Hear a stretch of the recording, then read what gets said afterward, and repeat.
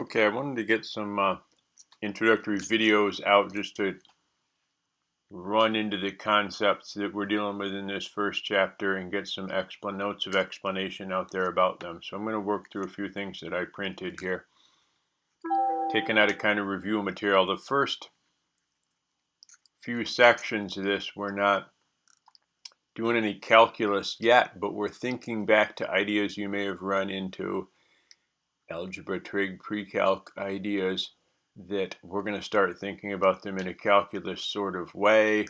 So we've got to rethink some old ideas and get ready to do that. And they're going to come up in these exercises. Several of the key ideas are going to come up in these exercises. So I'm going to make some short recordings of this and put them out there that I hope will be helpful to people. So some example exercises similar to some of the things you'll see as you work through this chapter 0 stuff in our course. This says find a formula for the function graph.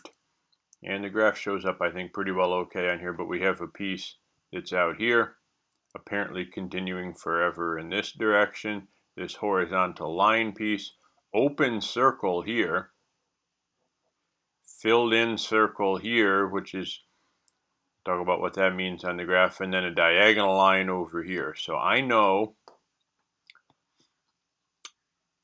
what the formula looks like for a horizontal line graph. Hopefully you know that as well.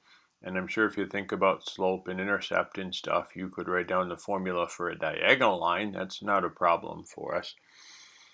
But what we got to put together is how do we express a formula for something that really has two different things going on. There's a lot of functions, both in sort of calculus examples, but also in applications. There's a lot of times where there's two different things going on with a function and we got to express that somehow. So a formula makes it sound like it's one expression I can write down that you can drop numbers in and get this. It's not going to be that simple because there's two pieces to it.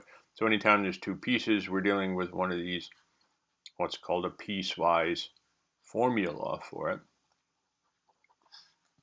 And the formula for a function would usually be f of x equals whatever, right? If there's more than one piece, then we're going to use a little symbol like this to branch it out. And f of x has two different things going on. So the output of the function is equal to one thing if we're up here. This horizontal line would be the graph of y equals 5, or f of x equals 5. So the output of the function f of x equals 5 if I'm on that part of it. So we write the output there, the formula for it, and then we say if it's on this part of the domain out here. If my input is negative, this is what's going to happen. So if x is less than 0, then I'm going to use this. I'm going to use this as the output if x is less than 0. Now I'm going to say just less than. That open circle means it's not included. The 0 itself is not included. When x is 0, we're actually going to be down here. So that's going to be part of the other part. So this is strictly less than 0. Now if x is greater than or equal to 0, I'll be on the other piece of it down here. I need the expression for this line.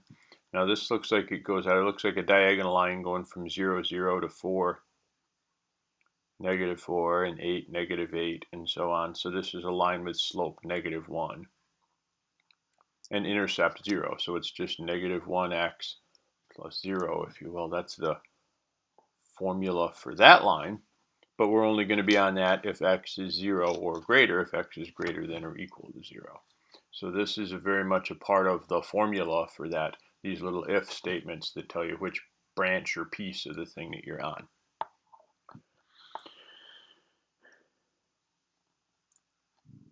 All right, I'm going to do the next one, a separate little video, keep these little clips short, but that's an important thing to get used to. We'll see a few of those as we go along. I'll get another video up with domain range problems.